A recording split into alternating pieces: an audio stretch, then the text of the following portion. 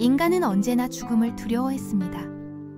그 누구도 피할 수 없는 끝, 모든 것이 사라지는 순간 앞에서 우리는 무력할 수밖에 없죠. 하지만 만약 그 죽음을 극복할 수 있다면 어떨까요? 영원히 살 수 있는 방법이 있다면 당신은 어떤 대가를 치르겠습니까? 고대 메소포타미아에는 이 질문과 마주한 한 남자가 있었습니다. 신의 피를 이어받은 반신반인 왕 길가메시. 그는 인간보다 강하고 인간보다 오래 살았지만 결국 죽어야 하는 존재였죠. 그리고 가장 소중한 친구의 죽음 앞에서 그는 불멸을 찾아 떠나게 됩니다. 이것은 인류 최초의 서사시로 기록된 이야기입니다. 5000년 전 점토판에 새겨진 이 고대의 기록은 단순한 영웅담이 아니었습니다. 우정과 상실, 오만함과 성장, 그리고 죽음 앞에 선 인간의 모습을 담은 깊이 있는 서사였죠. 놀랍게도 이 이야기는 지금 우리가 읽어도 공감할 수 있을 만큼 보편적인 주제를 다루고 있습니다. 오늘은 인류 최초의 영웅이자 불멸을 찾아 떠난 왕 길가메시의 장대한 여정에 대한 이야기입니다. 신화 속에서 그가 어떻게 변화했는지, 그리고 그 여정이 우리에게 남긴 메시지는 무엇인지 함께 살펴보겠습니다. 메소포타미아의 위대한 도시 우르크. 이곳을 다스리던 길가메시는 평범한 왕이 아니었습니다. 사제왕 루갈반다와 여신 닌순 사이에서 태어난 그는 3분의 2가 신, 3분의 1이 인간인 반신반인이었죠. 그의 외모는 다른 누구와도 비교할 수 없을 만큼 웅장했고 힘은 수십 명의 전사를 합친 것보다 강했습니다. 하지만 막강한 힘은 그를 폭군으로 만들었습니다. 길가메시는 자신의 권력을 남용했죠. 백성들에게 끝없이 노역을 강요하며 자신을 기리는 거대한 기념물을 세웠고 마음에 드는 여성이 있으면 신분과 상관없이 심지어 결혼을 앞둔 신부라도 강제로 차지했습니다. 사람들의 고통은 날로 깊어졌고 결국 그들은 신들에게 기도하기 시작했습니다. 천상의 신 아누가 이 기도를 들었죠. 그는 식물의 여신 아루루에게 명령을 내렸습니다. 길가메시와 맞설 수 있는 존재를 만들라고 말이죠. 여신 아루루는 점토를 빚어 한 생명체를 창조했습니다. 이름은 엔키두. 그는 온몸이 털로 뒤덮였고 머리에는 황소 뿔이 달린 인간과 동물의 경계에 선 존재였습니다. 엔키두는 문명을 모른 채 야생에서 살았죠. 가젤과 함께 풀을 뜯고 사자와 나란히 물을 마셨습니다. 숲속의 거대한 야생인에 대한 소문이 길가메시의 귀에 들어왔습니다. 왕은 신전의 여사제 샤마트를 보내 그를 문명세계로 데려오라고 명령했죠. 샤마트는 엔키두를 찾아갔고 그와 7일 밤낮을 함께 보냈습니다. 놀랍게도 이 과정에서 엔키두는 변했습니다. 야생의 순수함을 잃은 대신 인간의 언어와 문화를 배우게 된 거죠. 샤마트는 엔키두에게 길가메시의 폭정에 대해 이야기했습니다. 마침 우르크에서는 성대한 결혼식이 열리려 하고 있었는데 길가메시가 또다시 초야권을 주장하며 신부를 빼앗으려 한다는 소식이었죠. 엔키두는 분노했습니다. 그는 샤마트와 함께 우르크로 향했습니다. 결혼식장 앞, 길가메시가 신부를 데려가려는 순간이었습니다. 군중 속에서 엔키두가 나타나 그의 앞을 가로막았죠. 두 거인이 처음으로 마주한 순간이었습니다. 길가메시는 평생 처음으로 자신에게 맞서는 자를 보았고 이것이 그를 격분시켰습니다. 대결은 피할 수 없었습니다. 두 반신 사이의 전투가 시작되자 땅이 흔들렸죠. 그들의 주먹 한 방 한 방은 집을 무너뜨릴 만큼 강력했고 싸움은 무려 7일간 계속되었습니다.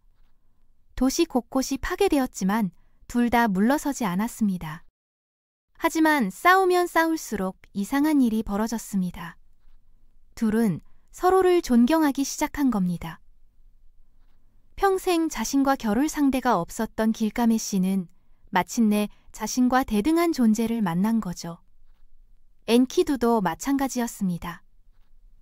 결국 길가메시가 깔끔한 일격으로 엔키두를 쓰러뜨렸지만 그는 상대를 죽이는 대신 손을 내밀었습니다. 두 영웅은 서로를 끌어안았고 그날부터 평생의 친구가 되었습니다. 놀랍게도 이 우정은 길가메시를 변화시켰죠. 그는 더 이상 폭군처럼 행동하지 않았고 백성들을 괴롭히는 것을 멈췄습니다. 엔키두라는 진정한 친구를 얻으면서 길가메시는 비로소 다른 사람의 입장을 이해하게 된 것입니다. 두 친구는 함께 수많은 모험을 떠났습니다.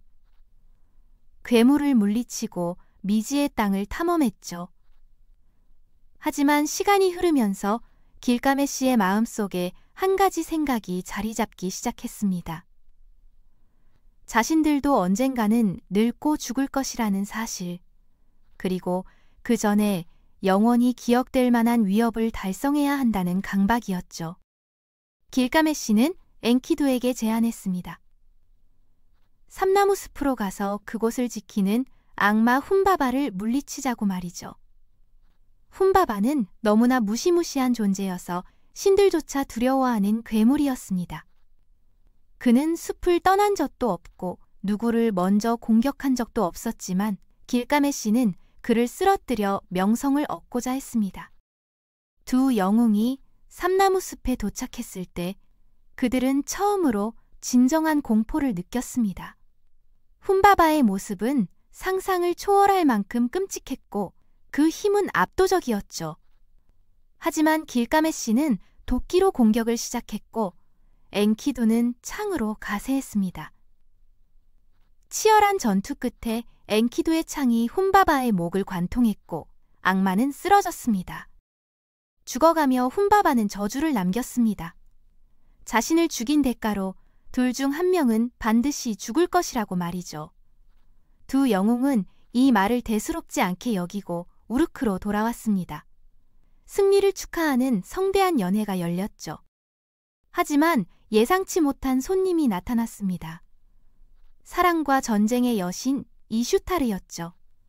그녀는 길가메시의 위대한 업적과 잘생긴 외모에 매료되어 그를 자신의 연인으로 삼고자 했습니다. 하지만 길가메시는 단호하게 거절했습니다. 이슈타르의 이전 연인들이 모두 비참한 최후를 맞았다는 것을 알고 있었기 때문이죠. 여신의 자존심은 크게 상했습니다. 이슈타르는 아버지인 천상의 신 아누에게 달려가 복수를 요청했죠.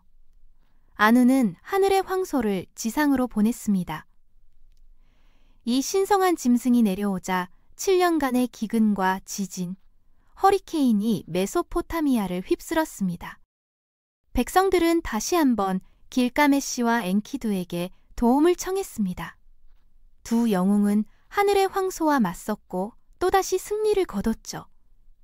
길가메시는 황소의 다리를 잘라 멀리서 지켜보던 이슈타르에게 던지며 조롱했습니다. 이것은 신들에 대한 명백한 모욕이었습니다. 신들은 회의를 열었습니다. 길가메시와 엔키두는 선을 넘었죠. 신성한 수호자 훔바바를 죽이고 하늘의 황소까지 도살했으니 벌을 받아야 한다는 것이 신들의 결론이었습니다. 하지만 누가 벌을 받아야 할까요? 신들은 결정했습니다. 엔키두가 죽어야 한다고 말이죠. 며칠 후 엔키두는 원인 모를 병에 걸렸습니다. 그토록 강했던 몸이 급격히 쇠약해졌고 그는 자신의 죽음이 가까워졌음을 깨달았습니다. 길가메시는 절망했죠. 왕국 최고의 의사들을 불렀지만 아무도 친구를 살릴 수 없었습니다. 엔키두는 길가메시의 품에 안긴 채 숨을 거뒀습니다. 길가메시는 며칠 동안 시신 곁을 떠나지 않았고 벌레가 친구의 코에서 기어나올 때까지 그를 붙잡고 있었다고 합니다. 가장 친한 친구의 죽음은 길가메시를 완전히 바꿔놓았습니다. 그는 처음으로 진정한 두려움을 느꼈습니다. 자신도 언젠가 엔키두처럼 죽을 것이라는 공포였죠. 반신반인이라는 혈통도, 왕이라는 지위도, 엄청난 힘도 죽음 앞에서는 아무 의미가 없었습니다. 길가메시는 결심했습니다. 불멸의 비밀을 찾아내고 가능하다면 엔키두를 되살리겠다고 말이죠.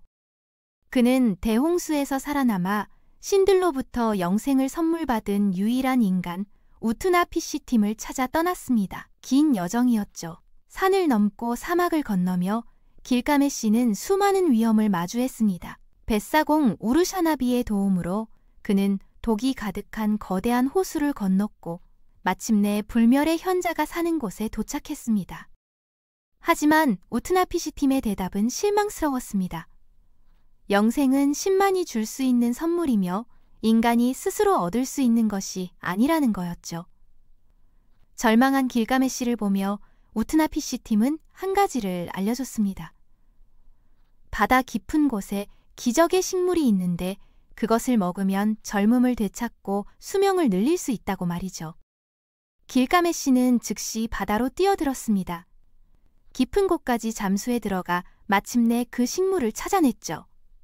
그는 기쁨에 차서 수면으로 돌아왔습니다. 이제 우르크로 돌아가 이 식물을 나누어 먹으면 모두가 젊음을 되찾을 수 있을 거라고 생각했습니다. 돌아가는 길, 길가메시는 호숫가에서 긴 여정의 먼지를 씻어내려고 목욕을 했습니다. 그는 식물을 호숫가에 잠시 내려놓았죠. 바로 그때였습니다. 식물의 달콤한 향기에 끌린 평범한 뱀 한 마리가 나타나 그것을 통째로 삼켜버렸습니다. 길가메시가 돌아왔을 때는 이미 늦었습니다. 그가 발견한 것은 뱀이 벗어놓은 허물뿐이었죠. 뱀은 식물을 먹고 젊음을 되찾아 새 껍질을 얻었지만 길가메시는 모든 것을 잃었습니다. 그는 그 자리에 주저앉아 울었습니다. 하지만 돌아오는 길, 길가메시는 깨달음을 얻었습니다. 우르크의 성벽이 보이기 시작했을 때 그는 처음으로 자신이 이룬 것들의 진정한 가치를 이해했죠. 웅장한 성벽, 아름다운 신전, 번영하는 도시. 이것들은 자신이 죽은 후에도 남아 후세 사람들에게 기억될 것이었습니다. 길가메시는 깨달았습니다. 육체의 불멸은 불가능하지만 자신이 남긴 업적과 이야기는 영원히 살아남을 수 있다는 것을 말이죠. 그는 점토판을 가져와 자신과 엔키두의 이야기를 기록하기 시작했습니다. 위대한 모험담, 깊은 우정, 그리고 죽음과 마주한 한 인간의 여정을 말이죠. 이렇게 해서 인류 최초의 서사시가 탄생했습니다. 5000년이 지난 지금도 우리는 길가메시의 이야기를 읽고 있죠. 그가 추구했던 육체의 불멸은 실패했지만 역설적이게도 그의 이야기는 진정으로 불멸이 되었습니다. 길가메시의 서사시는 단순한 영웅담이 아닙니다. 이것은 권력의 오만함, 우정의 가치, 상실의 고통, 그리고 죽음을 받아들이는 과정에 대한 깊이 있는 성찰이죠. 처음에 그는 교만한 폭군이었습니다. 하지만 엔키두를 만나 진정한 우정을 배웠고 친구의 죽음을 통해 인간의 한계를 깨달았습니다. 5000 전 메소포타미아 사람들도 우리와 똑같은 고민을 했습니다. 죽음을 어떻게 받아들일 것인가? 짧은 인생에서 무엇이 진정으로 의미 있는가 하는 질문 말이죠. 길가메시는 그 답을 찾기 위해 세상 끝까지 여행했고 결국 자신이 시작한 곳에서 답을 발견했습니다. 지금도 이라크 남부 유적지에는 우르크의 흔적이 남아 있습니다. 길가메시가 쌓았다는 거대한 성벽의 일부도 여전히 서 있죠. 수천 년이 흘렀지만 그의 유산은 사라지지 않았습니다. 그가 원했던 불멸은 이런 형태로 이루어진 셈입니다. 우리 모두는 언젠가 길가메시처럼 상실과 죽음을 마주하게 됩니다. 하지만 그의 이야기가 알려주듯 중요한 것은 영원히 사는 것이 아니라 의미 있게 사는 것이죠. 사랑하는 사람들과의 관계, 우리가 남기는 유산, 그리고 다음 세대에게 전하는 이야기. 이것들이야말로 진정한 불멸이 아닐까요?